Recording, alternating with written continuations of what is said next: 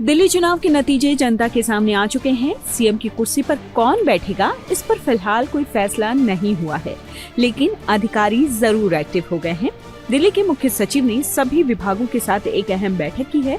इस बैठक में मुख्य सचिव ने 100 दिन का एक्शन प्लान तैयार करने का निर्देश दिया है। ये बैठक बीजेपी के विकसित दिल्ली संकल्प पत्र 2025 के संदर्भ में आयोजित की गई थी।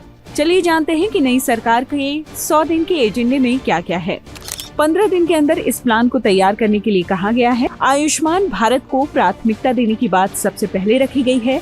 इसके अलावा केंद्र सरकार की उन योजनाओं पर ध्यान दिया जाएगा जो दिल्ली में अभी तक लागू नहीं हो पाई हैं और उनके लिए एक्शन प्लान तैयार होगा।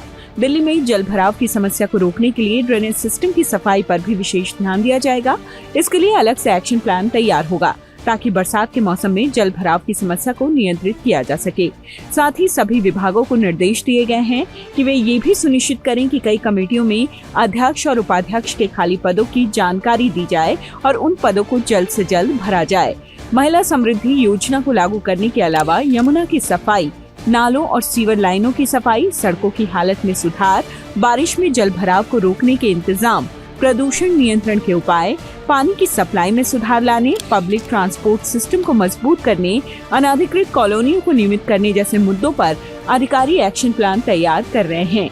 आपको याद दिला दें कि बीजेपी ने चुनाव प्रचार के दौरान दिल्ली की जनता को आश्वासन दिया था कि जनहित की कोई भी योजना बंद नहीं की जाएगी, बल्कि केंद्र की जो योजनाएं अभी तक दिल्ली में लागू नहीं की गई थी उन्हें भी लागू किया जाएगा। इसे देखते हुए संबंधित विभागों को ऐसी सभी योजनाओं पर आधारित नया एक्शन प्लान तैयार करने के लिए कहा गया है।